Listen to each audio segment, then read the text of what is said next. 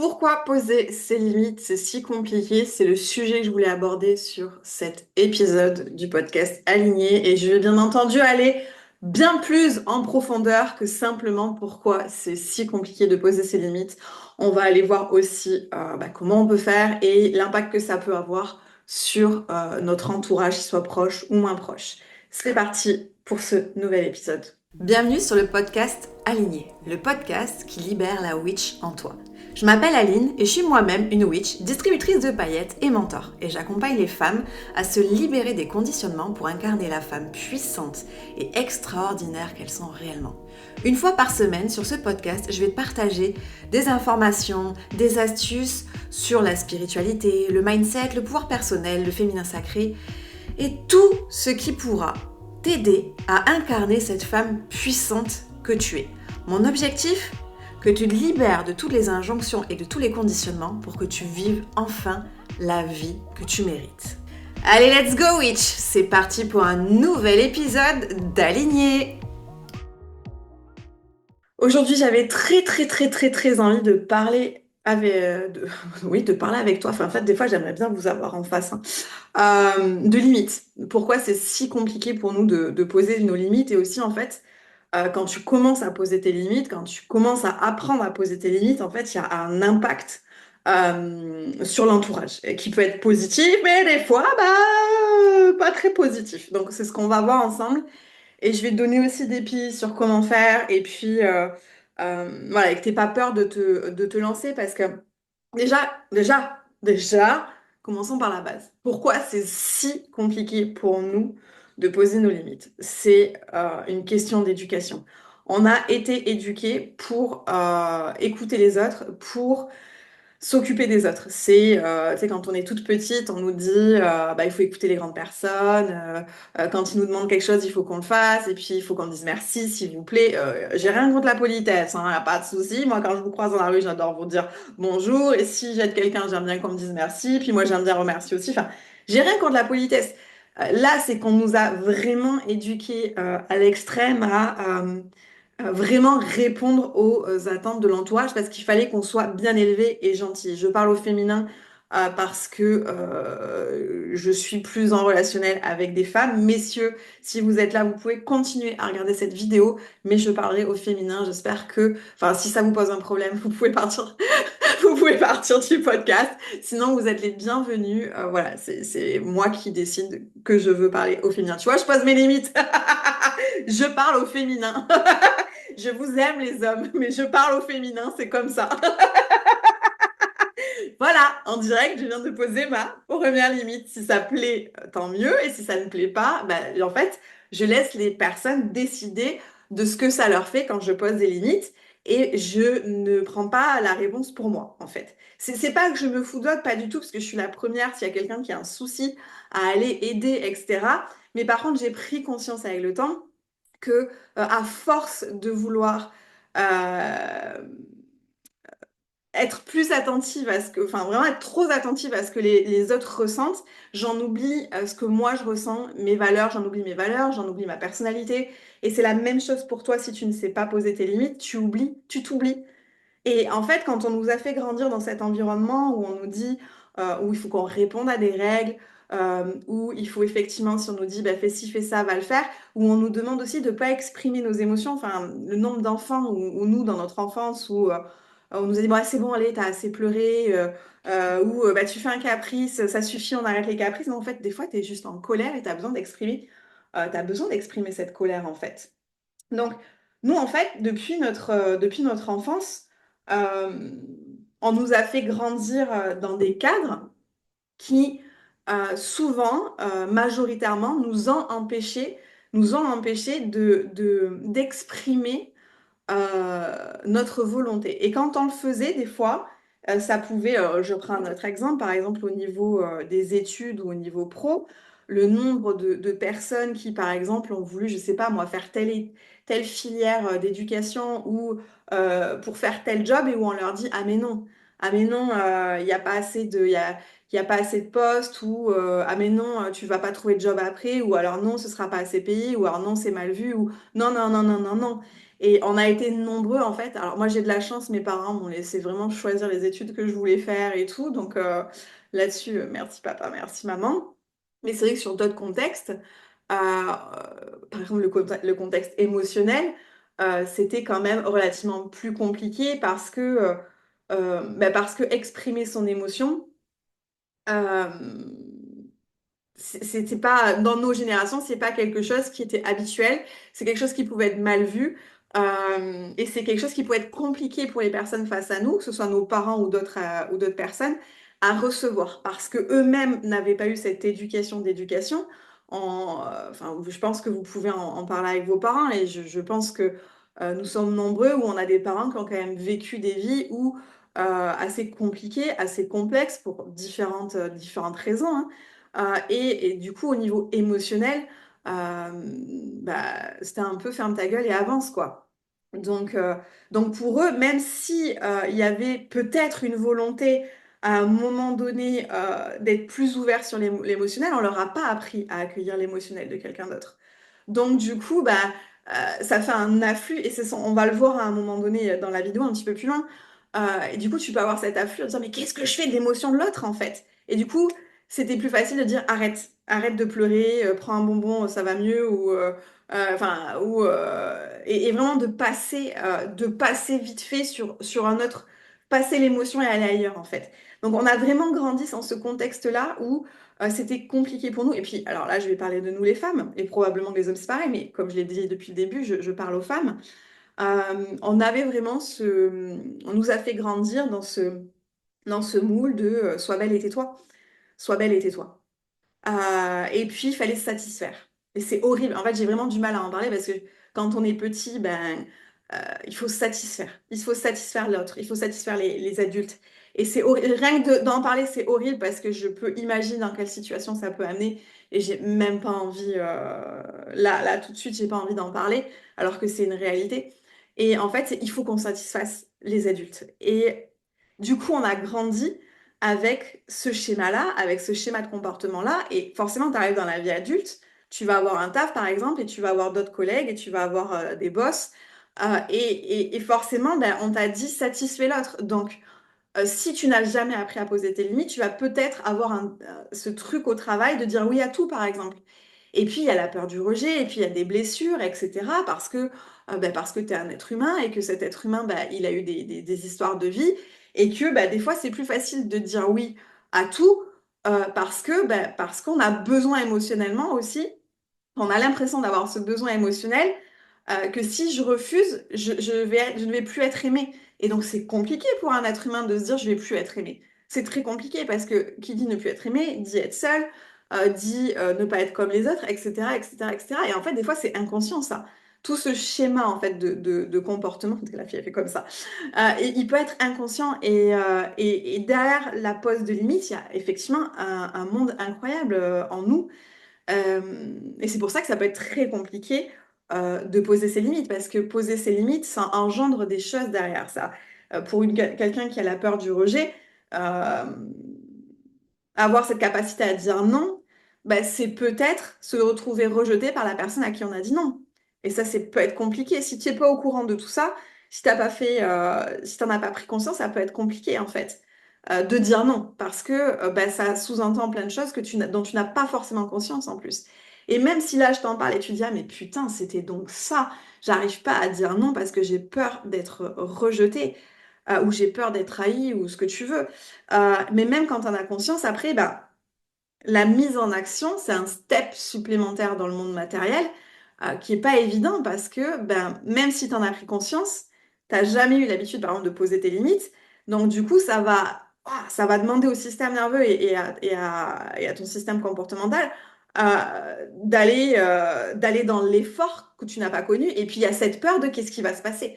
Parce qu'à chaque fois qu'on fait un changement dans notre comportement ou dans nos habitudes de vie, etc., qu'on en ait conscience ou pas, il y a une peur de l'inconnu qui existe, qui est plus ou moins présente selon les gens. Et c'est ce qui se passe quand on n'a pas l'habitude de poser ses limites et on a envie d'apprendre à les poser. Ouais, mais putain, il va se passer quoi derrière? Tu vois? Et ton corps, ton ego, il a envie de te dire, mais reste, vas-y, tu n'as jamais su poser tes limites, commence pas maintenant, parce que nous, on sait pas ce qui va se passer derrière. Donc, reste dans la position dans laquelle t'es, même si elle te fait pas du bien. Tu vois, c'est chaud parce que toi, t'as qu'une envie, c'est vivre ta vie. Mais il y a tout un comportement qui s'est mis en place, et du coup, tu as l'impression d'être bloqué dans ton putain de fonctionnement qui te fait, mais en plus, tu le sais, ne t'amène pas du bon, en fait. Tu le sais en plus. Et tu le sais, mais tu te dis, ok, mais je fais comment, en fait? Je fais comment? Ben, je vais te dire un truc que me dit tout le temps ma mentor. Non est une réponse, est une phrase complète. Non est une phrase complète. Et c'est là où je veux aussi que tu prennes conscience. Et je sais que juste un podcast ne suffira peut-être pas, mais peut-être que tu as déjà fait un boulot et que de m'entendre, tu vas dire, OK, maintenant j'y vais. Ou peut-être tu vas dire, OK, bah maintenant je vais commencer à bosser là-dessus. Euh, non est une phrase complète et tu n'es pas responsable des émotions des autres. Tu n'es pas responsable des émotions des autres, que ce soit des personnes proches ou que ce soit des personnes d'un cercle plus éloigné. Tu n'es pas responsable de tes émotions. C'est à tout un chacun d'apprendre à gérer ses émotions. On devrait avoir des cours à l'école sur les émotions, vraiment. C'est à tout un chacun. C'est à moi d'apprendre à gérer mes émotions quand quelqu'un pose ses limites avec moi. C'est à ma fille de gérer ses émotions quand je pose des limites. Alors bien entendu, il y a une discussion, c'est un enfant, donc je le fais différemment. Et c'est quelque chose que je voulais voir avec vous d'ailleurs aussi sur ce podcast. Il y a une façon aussi de poser ses limites. Il y a une façon. Parce que à un moment donné aussi, quand on apprend à poser ses limites, je l'ai vu souvent dans les consultations privées que j'ai pu avoir, enfin que je fais, ou dans les programmes que j'ai créés. Je le vois souvent quand les gens commencent à apprendre à poser leurs limites. T'as un peu l'effet inverse où genre, c'est bon les gars, j'ai appris à poser les limites. Non! Et genre, mais genre le non, c'est violent, tu sais, vraiment. Et je pose mes limites avec tout. Non, non, je sais, tu viens d'apprendre à poser tes limites, je suis super fière de toi, mais tu peux trouver un équilibre entre je passe de rien à tout, mais tu peux faire le tout, mais de façon aussi bienveillante. Tu vois, alors, si la personne en face a envie de lui cracher à la gueule, tu fais ce que tu veux, je suis pas là pour te dire d'être un bisounours avec tout le monde, mais tu vois, par exemple, dans ton cadre familial, tu peux apprendre à poser des limites tout en étant dans ce qu'on appelle la communication non violente, par exemple, et dans l'écoute avec l'autre. Ça, c'est quelque chose que je vois avec mes clientes, parce que passer de je ne sais pas poser mes limites. En fait, quand tu te rends compte que tu as la force, tu as le pouvoir de poser tes limites, tu peux avoir ce déséquilibre, c'est de passer de tout à rien, dire j'ai la force de poser mes limites, je vais les poser, je vais faire ça bouilla et boum. Non, les gars, on va poser ses limites. Alors encore une fois, tu n'es pas obligé de justifier quand tu dis non, mais tu peux dire non doucement. Et puis il y a des fois où tu peux prendre le temps de réfléchir et te dire est-ce que j'ai envie de dire oui? Est-ce que j'ai envie de dire non? Enfin, quelle réponse j'ai envie d'amener et comment j'ai envie de l'amener? L'idée, c'est pas non plus de passer de j'accepte tout à j'accepte plus rien. Tu vois? Alors après, il peut y avoir un moment dans ta vie où c'est comme ça parce que tu apprends à tâtonner avec cette pose de limite, mais on n'est pas là pour tout fermer d'un coup. Enfin, il y a vraiment un équilibre à trouver. C'est un travail que je fais dans mes accompagnements où on va trouver cet équilibre entre je n'ai jamais su poser mes limites et je sais poser mes limites. Voilà, il y a différentes possibilités, enfin vraiment, il y a différentes façons de faire et qui sont propres à chacun. Mais l'idée, c'est pas de passer de j'ai jamais posé mes limites à je deviens une sur-égoïste. Après, être égoïste, c'est très bon, mais je deviens le centre du monde, nombriliste, égoïste. Dans la façon dont c'est fait, tu peux être égoïste. J'adore l'égoïsme. Voilà. Mais, enfin, je veux dire, à un moment, si tu as une famille, par exemple, peut-être qu'il y a des compromis à mettre en place, tu vois, des discussions. Moi, j'adore discuter avec ma fille. Je dis, bon, ben là, moi, j'ai pas envie de ça. Toi, est-ce que tu peux, de quoi et en fait, de quoi t'as envie? Et on va trouver, en fait, des compromis. Et il y a des fois où je trouve, où il y en a une qui dit non, l'autre elle dit non aussi. Enfin, mais il y a des compromis à trouver aussi. En fait, il y a un équilibre à trouver. Il y a un équilibre à trouver et ça se fait. Ça se fait avec l'expérience, ça se fait avec le temps. Et c'est même plutôt très agréable. Moi, j'ai découvert que, alors oui, je voulais aussi parler de l'impact de cette pose de limite sur le regard des autres. Je me suis fait un petit point parce que j'ai quand même tendance des fois à digresser quand je parle comme ça. Donc, je me suis quand même fait des points. Donc, je voulais vérifier si tout est OK. Ouais, et quand tu vas apprendre à poser tes limites, il peut y avoir ce stade où tu vas te poser la question, mais pour qui je vais passer? Si je pose mes limites, mais qu'est-ce qu'on va penser de moi? On s'en fout. On s'en fout. On s'en fout. En fait, ça, c'est ta partie enfant modèle qui pense ça, en fait. Qui a peur parce que du coup, tu as été élevé comme un enfant modèle. Et là, d'un coup, d'un seul, tu apprends à poser tes limites. Donc forcément, cette image, ce côté de ta personnalité enfant modèle, il va prendre cher parce que qu'est-ce qu'on va penser de moi? Et c'est quelque chose, oui, effectivement, tu vas te demander qu'est-ce qu'on va penser de moi? Moi, j'ai envie de te poser une autre question. Qu'est-ce que toi, tu penses de toi? Et qu'est-ce que poser ces limites va te permettre de penser de toi? Parce que finalement, c'est le plus important. C'est pas les autres. Tu vas passer toute ta vie avec toi-même. Tu passes toute ta vie avec toi-même. Donc, qu'est-ce que toi, tu penses de toi? Pour moi, c'est la question la plus importante. Parce que si toi, tu portes un regard positif sur toi, si toi, tu t'aimes, alors attention, je parle pas d'aimer son corps, de s'aimer inconditionnellement, blablabla, ça on le reverra dans d'autres épisodes. Mais le plus important, c'est que toi, tu t'aimes parce que tu es quand même la personne avec qui tu es né et la personne avec qui tu vas mourir. Tu passes 24/24 avec toi-même 7/7. Donc finalement, est-ce que c'est le regard des autres et l'avis des autres qui est important? Ou est-ce que c'est toi le regard que tu portes sur toi-même et la vie que tu portes sur toi-même? Moi, c'est ce qui m'a fait changer tout mon regard sur la vie. Cette prise de conscience que je suis un être à part entière et que finalement, la seule chose qui va compter quand je vais arriver en fin de vie, c'est de me dire, est-ce que je suis fière de moi en fait? Est-ce que je suis fière de moi? Est-ce que je suis fière de la façon dont j'ai mené la vie? Est-ce que je suis fière de la façon dont je me suis occupée de moi? Est-ce que je suis fière? Est-ce que je suis fière d'avoir vécu avec moi-même? C'est assez, c'est assez chelou peut-être dit comme ça, mais c'est vraiment ça. Parce que finalement, oui, tu peux avoir un amoureux, une amoureuse, des enfants, etc. Mais finalement, toute ta vie, tu vas la passer avec toi-même. Donc, du coup, est-ce que tu es fier de toi? Est-ce que tu es fier de la façon dont tu vis? Est-ce que tu es fier de la façon dont tu t'exprimes, etc., etc., en fait? C'est vraiment une question à se poser, ça. Qu'est-ce que tu penses de toi? Et du coup, ça fait basculer sur une autre partie importante, c'est est-ce que tu sais qui tu es?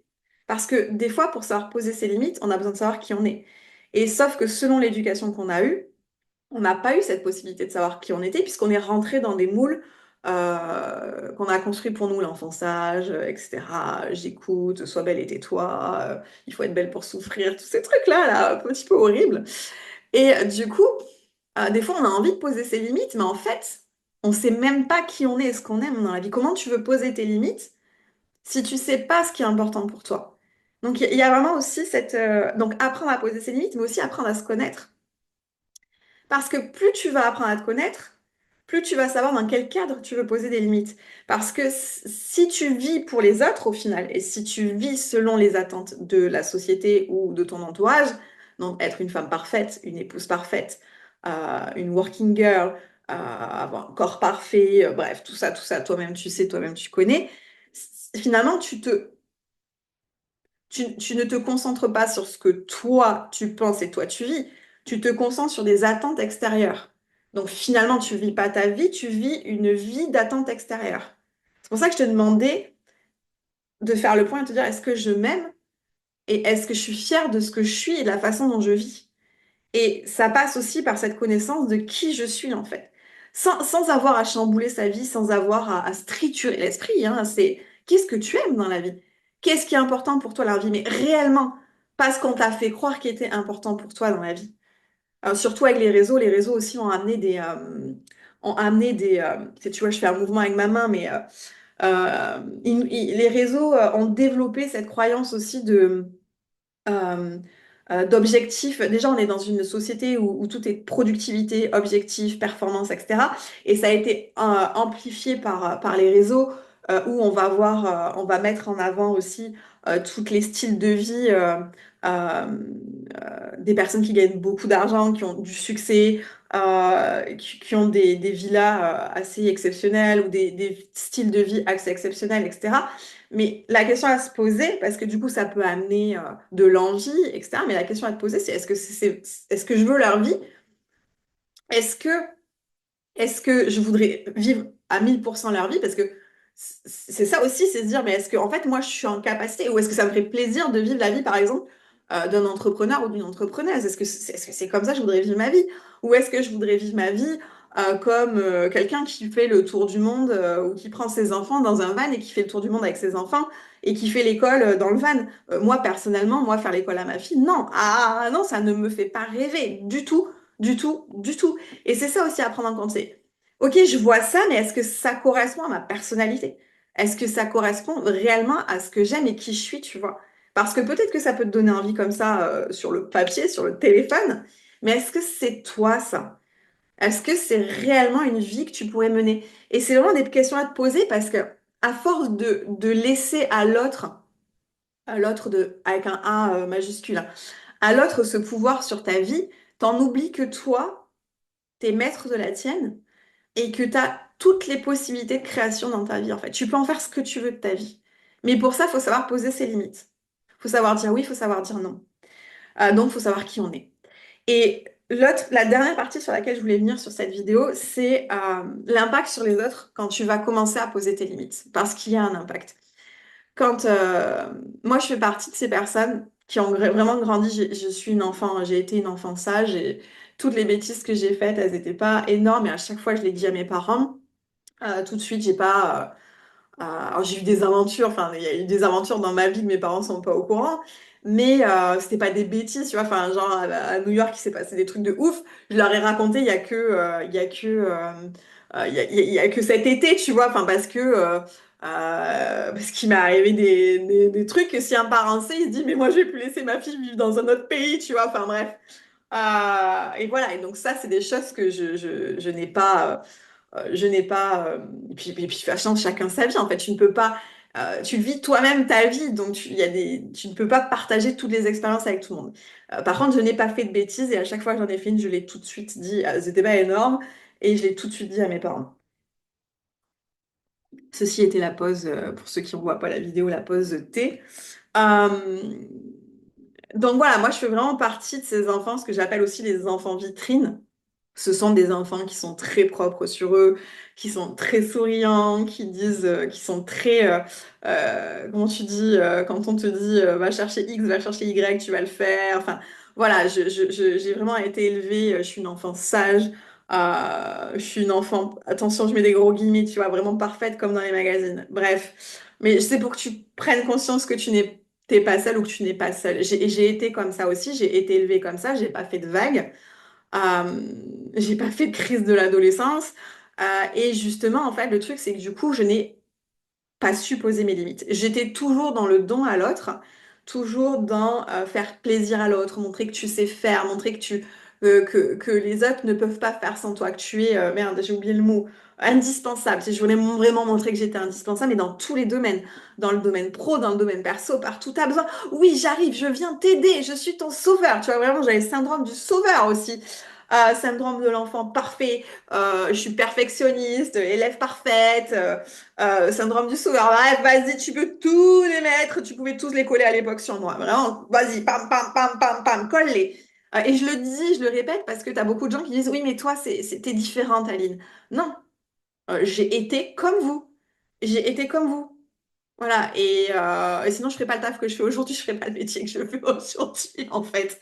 J'ai été comme vous, sauf qu'à un moment donné, je me suis dit, mais je ne peux pas continuer à vivre comme ça. Il y a un truc qui cloche. Je suis censée être heureuse, je suis censée avoir coché toutes les cases que la life, la société, elle veut de nous, mais je ne suis pas heureuse. J'avais perdu ma joie de vivre, je rigolais plus. Du coup, j'étais énervée parce que le truc, c'est que quand tu sais pas poser tes limites, ben, ça s'accumule. Et du coup, en fait, tu deviens énervé, tu deviens aigri, puisque comme tu sais pas poser tes limites, tu te dis, mais putain, les gens, ils abusent, en fait. Et en fait, tu as une espèce d'amertume qui, et de colère, en fait, qui se cristallise en toi et qui se dépose au fur et à mesure. Et même si tu es quelqu'un, parce que moi je suis vraiment quelqu'un qui a un fond très optimiste, très feu, très rire, etc. Mais en fait, je me suis éteinte. Je me suis éteinte au fur et à mesure des années. Je ne me reconnaissais pas, mon entourage ne me reconnaissait pas. Et c'est parce que je n'avais pas su poser mes limites. Et le jour où tu découvres ça, tu dis, putain, alors moi j'allais sur mes 30 ans, donc tu te dis, putain, j'ai vécu 30 années de ma vie comme ça. Ouah, c'est chaud, quoi. Enfin, c'est chaud. Et donc, arrive un moment où tu vas apprendre à poser ses limites. Et là, en fait, ça fait bizarre. Ça fait bizarre pour l'entourage, que ce soit un entourage proche ou pro-perso, parce qu'ils n'ont pas eu cette habitude-là. Ils n'ont pas eu l'habitude que disent non. Et pourtant, je suis quelqu'un qui sait dire non aussi, hein. Je suis en train de le capter. Tu vois, c'est rigolo parce que c'est hyper.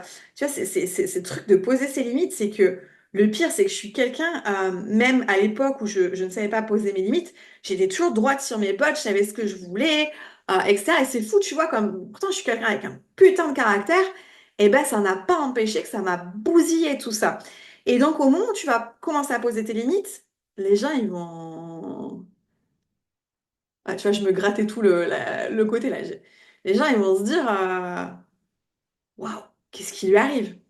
Et puis ils vont dire mais est-ce que ça va? Tu vas bien? Tout se passe bien? Euh, T'as le fameux truc aussi eh, dis donc, elle a pas depuis longtemps, elle. Non, ça n'a rien à voir, les gars.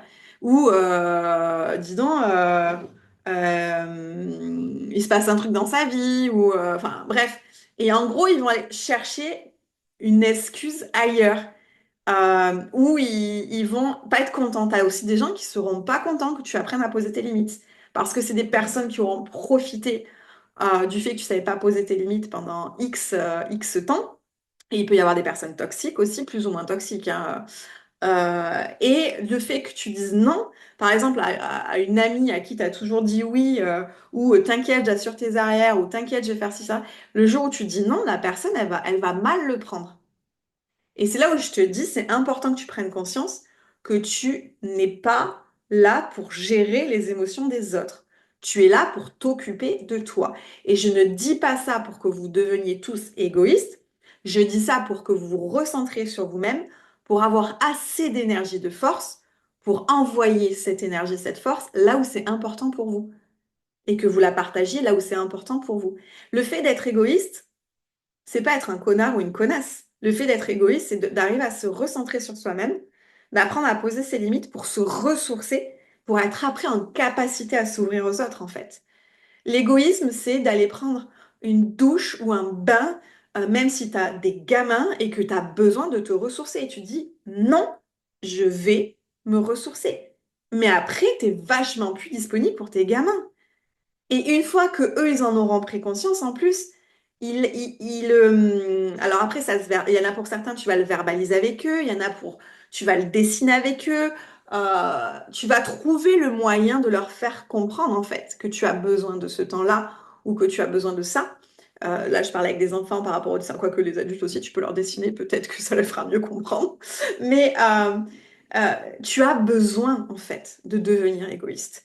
Et c'est pas l'égoïsme comme on en parle dans les films, dans les machins, où t'es une pure connasse ou un pur connard, un pur salopard. Non, en fait, être égoïste, c'est apprendre à recharger ses batteries pour ensuite pouvoir le partager avec les autres, si on en a envie, bien entendu. Tu vois, c'est pas, tu recharges pas tes batteries pour aller les revider, d'accord? On est en train d'apprendre à poser des limites là.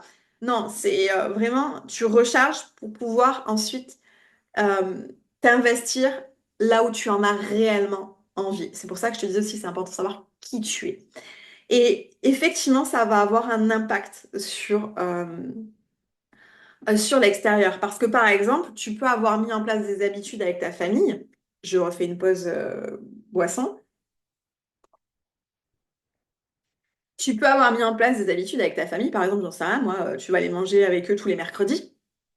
Sauf qu'au bout d'un moment, cette habitude, bah, toi, ça te ressource plus. Tu trouves plus, enfin, t'aimes bien manger avec eux, mais là, ça devient un peu contraignant, en fait, d'y aller tous les mercredis. Tu préférerais à pouvoir que vous puissiez vous dire, j'en sais rien moi, tu vois, j'allais encore te remettre des cadres, oui, chaque 15 jours. Non, en fait, c'est à vous de décider ensemble, en fait. C'est pas juste parce qu'une habitude s'est mise en place, je la maintiens. Non. Et au début, par exemple, tu vas leur dire, je ne veux pas venir mercredi. Ils vont dire, oui, mais pourquoi? Et nanani, mais tu nous aimes plus, il y a un problème. Non, non, non. J'ai juste envie d'avoir un autre fonctionnement. Et je te disais au début, non est une réponse. Euh, et c'est ce que vraiment je l'ai vécu aussi. Il y a des gens qui vont essayer de savoir, de comprendre et tout. Non, en fait, je ne peux même pas il y a des fois où on ne peut même pas expliquer pourquoi on a posé sa limite. Et on n'a pas à le faire, c'est juste qu'on le ressent en fait. Il y a des choses qu'on ressent intuitivement, qu'on ressent avec les tripes, et où on a juste besoin de dire oui ou non en fait. Et c'est un ressenti, et je n'ai même pas besoin de te l'expliquer. De toute façon, même si on essaie d'expliquer quand on a eu ces ressentis-là, les gens ne comprendraient pas. Et ils te trouveraient des stratagèmes pour te faire dire oui, par exemple, si tu as dit non. C'est pas ça qu'on veut, nous. On pose sa limite. Je t'ai dit non. Non est une phrase complète. Merci Mélanie pour cette phrase. Et peut-être qu'au début, voilà, il va y avoir des personnes qui risqueraient de mal le prendre. Si c'est le cas, c'est leur problème. Tu peux aussi décider de te poser, de discuter avec eux. Tu vas peut-être aussi pouvoir faire le tri. Voilà, moi j'aime bien faire le tri. Le tri, ça fait peur pour certaines personnes. Tu vois, c'est plus compliqué pour certaines personnes de faire le tri parce que on a eu cette éducation de le vide, c'est mal, alors que le vide laisse la place aux opportunités. Donc, poser ses limites, ça permet aussi d'ouvrir à des nouvelles opportunités. Et c'est ça qui est merveilleux. Mais je peux comprendre que le process de vraiment poser ses limites euh, peut faire peur parce que on n'a pas l'habitude, parce qu'on n'a pas été éduqué comme ça. Mais derrière, il y a une espèce de soulagement. Et personnellement, le fait d'avoir posé mes limites, et ne serait-ce qu'avec ma fille, et ben c'est beaucoup plus apaisé, c'est beaucoup plus souple. Déjà, on était très proches, mais là, le fait d'avoir appris aussi à poser mes limites, à la laisser, tu vois, il y a chaque fois qu'il y avait des situations, je disais oui, il faut que j'aille l'aider. Non, en fait, elle doit aussi vivre sa propre vie. Et bien entendu, attention, on garde un œil, hein, c'est pas là, vas-y, débrouille-toi. Non, non, on en garde un œil, etc. Mais il y a un équilibre qui se fait et il y a un apaisement parce que du coup, comme tu apprends à poser tes limites, tu vas recharger tes batteries, donc tu vas être plus à même d'être présent sur les moments où on est ensemble, par exemple, tu vois. Donc, c'est des choses à vraiment percevoir. Et c'est pareil avec la famille. Souvent, on se dit, je vous prends un exemple, nous, pendant X Noël, je bois encore, pendant X Noël, on allait fêter le 25 midi chez mon frère avec toute sa belle famille. Mais la belle famille, elle est, waouh, de mon frère, elle est nombreuse, tu vois. Moi, j'ai pas l'habitude de ça. Et j'ai trouvé ça génial les premières années et tout. Enfin, je trouve encore que c'est génial, c'est pas ça que je veux dire. Mais dans ma personnalité, je vais pas prendre mon pied. Je les kiffe, je kiffe les voir, mais je veux pas que ça devienne, je veux pas que ce 25 au midi ou comme le 31 décembre par exemple, il y a souvent ce truc, on doit faire une fête ou un machin, on doit. Non, on doit rien du tout. En fait, tu fais ce que tu veux. Et c'est vrai qu'au fur et à mesure des années, j'ai appris à faire évoluer, par exemple, les coutumes ou les traditions familiales pour aussi plus les faire s'adapter à mes réelles envies, ma réelle personnalité.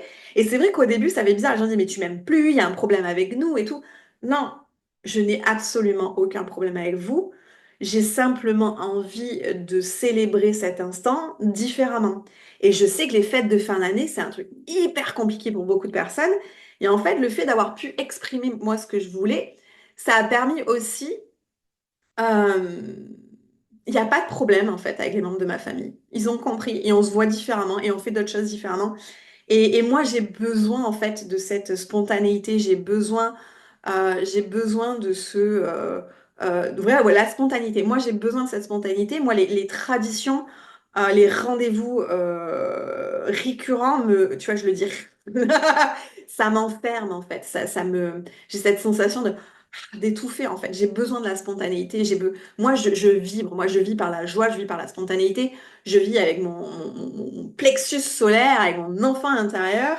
Euh, j'ai une très bonne discipline. Ça fait aussi partie de ma personnalité. J'ai une très bonne discipline. mais j'ai besoin de cette spontanéité. J'ai besoin de ressentir les choses aussi. Genre, tu me dis 10 mois à l'avance, oui, on va faire ça. Non, je ne peux pas te répondre. Je ne supporte pas de bloquer des dates plusieurs semaines à l'avance parce que qui te dit pas qu'au dernier moment, je vais pas être fatiguée, tu vois? Et en fait, ça fait. Il y a des personnes qui le vivent mal parce que du moment où j'ai dit je ne souhaite pas prendre de rendez-vous, entre guillemets, bah, effectivement, poser ces limites, parce que moi, ça me fatigue plus de prendre des rendez-vous à l'avance que d'être sur l'instant présent. L'instant présent, c'est ce qui me booste le plus, tu vois. Et ben, effectivement, sur le coup, il y a des gens qui se disent, mais elle s'est transformée en connasse ou quoi, ça là? Et non, en fait. Et ils le voient en fait, ils l'ont vu, ils le testent aussi, ils le voient au quotidien que finalement je suis plus du tout la même quand je suis avec eux, quand je suis sur cette spontanéité et c'est vachement bien en fait. C'est vachement plus apaisé, c'est vachement plus souple et c'est bon aussi, tu vois. Et ça, c'est d'avoir posé mes limites, d'avoir appris à poser mes limites. Oui, il peut y avoir des réactions, mais aussi ça fait le tri avec les personnes. Et je le dis souvent, tu vois, par exemple, en début de podcast, je disais, si ça vous fait chier que je parle en elle, bah dégage. Et en fait, ça te fait le tri et ça te permet d'avoir aussi accès aux personnes qui en valent la peine. Voilà, vraiment, même par rapport à la famille, n'hésite pas à voir comment tu peux placer tes limites. Non pas pour devenir une ermite, un ermite qui ne laisse plus l'accès à tout le monde, pas du tout. C'est pas, l'idée, c'est pas de passer de tout à rien ou de rien à tout. Mais l'idée, c'est de trouver cet équilibre. Et ça, cet équilibre, tu vas pouvoir le trouver en apprenant à savoir qui tu es et en testant, en fait. Et on va voir, ok, bon, ben là, c'est comme ça, tout ça. Et puis, l'adaptation, toujours de la nuance, toujours de l'équilibre. Voilà, et ça va se faire au fur et à mesure.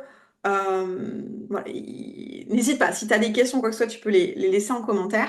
N'hésite pas à liker cette vidéo. En tout cas, je te remercie d'avoir été présent sur cette vidéo, enfin présenteux, puisque je parle au féminin. Si cette vidéo, j'espère que ça t'a éclairé. N'hésite pas à me le dire en commentaire. Si c'est pas déjà fait, tu peux t'abonner à ma chaîne. Et tu retrouveras dans la description de la vidéo les informations sur mon programme aligné, mais aussi les informations sur mon mini-programme Lumineuse, qui est juste génialissime. Écoute, tu sais quoi, t'as tout dans la description. Tout est, de toute façon, tout est génialissime chez moi. Tu vas pouvoir trouver ce dont tu as besoin. Par exemple, si tu ne sais pas encore qui tu es et tu as besoin d'accompagnement, tu vas regarder sur Aligné. Mon programme, il a été fait pour ça. C'est fait dans la douceur, c'est fait à ton rythme. Et sur Lumineuse, on va en peu de jours booster et envoyer énormément de bonheur, de joie, etc. Et en plus, il est gratuit, Lumineuse, donc vas-y, profites-en. Bref, voilà, je te dis à très très vite pour une autre vidéo.